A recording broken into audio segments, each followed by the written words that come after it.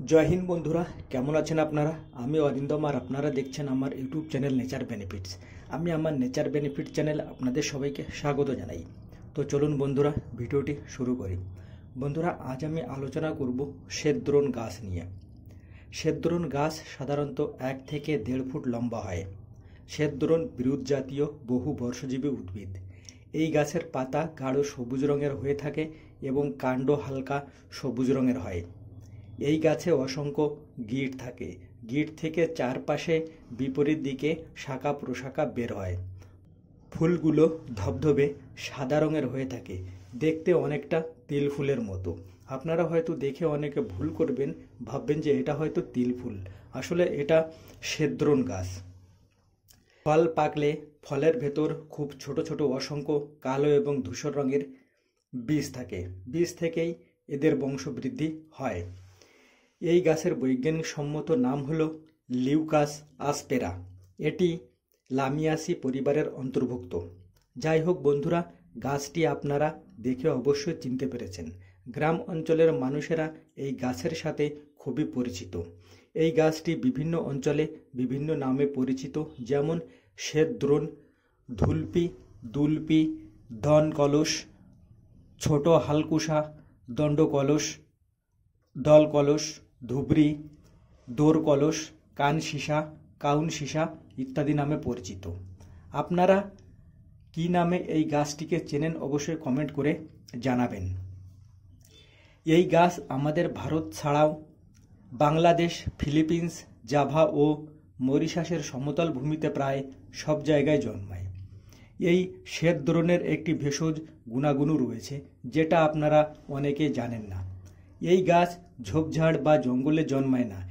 এটি ফসলের জমিতে বেশি জন্মায় এবং কখনো কখনো পরিত্যক্ত জমিতেও জন্মাতে দেখা গেছে।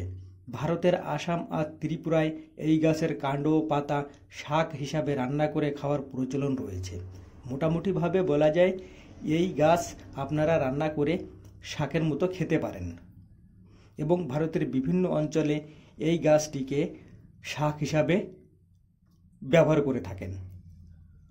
চলুন বন্ধুরা, এবার জেনে নিই এই গাছের গুণাগুণগুলি। কফ ও কাশিতে। কফ ও কাশি হলে এই গাছের পাতার রস থানকুনি গাছের পাতার রসের সঙ্গে মিশিয়ে বেশ কিছুদিন খেলে উপকার পাওয়া যায়। যেসব বন্ধুরা থানকুনি গাছ চেনেন না, তারা আমার চ্যানেলে গিয়ে থানকুনি গাছের ভিডিওটি দেখতে পারেন। আর এই ভিডিওর ডিসক্রিপশানে থানকুনি গাছের ভিডিওর লিঙ্ক দেওয়া থাকবে। আপনারা চাইলে ডিসক্রিপশান থেকে লিঙ্কে ক্লিক করে ডাইরেক্ট থানকুনি গাছের ভিডিওটি দেখতে পারেন। তো চলুন বন্ধুরা, এবার ফিরে আসি ভিডিওতে। কৃমির আক্রমণ থেকে রক্ষা পেতে। পেটে কৃমি হলে এই গাছের পাতার রস অল্প লবণ মিশিয়ে খেলে কৃমি মরে যায়। এটি সকালে ও বিকালে 1 চামচ করে খেতে হবে, তবে বাচ্চাদের ক্ষেত্রে একটু কম পরিমাণে নিতে হবে। আমাশা রোগে।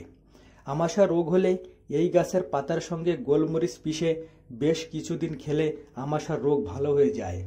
কামলা রোগের জন্য। কামলা রোগ হলে প্রতিদিন এই পাতার রস সকালে এবং বিকালে 1 চামচ করে খেলে কামলা ভালো হয়ে যায়। শোথ রোগ ভালো করতে শেদ্রোন গাছের পাতার রস গরম করে মধুর সঙ্গে মিশিয়ে খেলে শোথ রোগ ভালো হয়ে যায়। চর্ম ও চুলকানি। শেদ্রোন গাছের পাতা বেটে সেই রস সমস্ত শরীরে ভালোভাবে মাখলে চুলকানি ও যে কোনো ধরনের চর্মরোগ ভালো হয়ে যায়।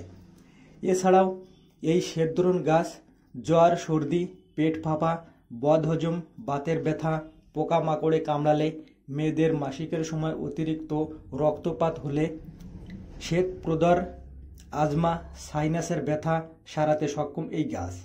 এই গাছের সম্পর্কে আরও জানতে আমাকে আপনারা কমেন্ট করতে পারেন, বা আপনারা গুগল সার্চ করে এই গাছের সম্পর্কে আরও নানা তথ্য জানতে পারেন। যাই হোক বন্ধুরা, দেখলেন তো এই গাছের উপকারিতাগুলি। বন্ধুরা, আমি এই ভিডিওটি ইন্টারনেট থেকে নেওয়া তথ্য দিয়ে বানিয়েছি। এই গাছ আপনারা ব্যবহার করার আগে অবশ্যই আয়ুর্বেদ ডক্টরের পরামর্শ নেবেন এবং নিজের দায়িত্বে ব্যবহার করবেন। বন্ধুরা, ভিডিওটি কেমন লাগলো অবশ্যই কমেন্ট করে জানাবেন। তো বন্ধুরা, ভিডিওটি আজ এই পর্যন্ত। কথা হবে আগামী ভিডিওতে। ততদিন ভালো থাকবেন, সুস্থ থাকবেন। জয় হিন্দ।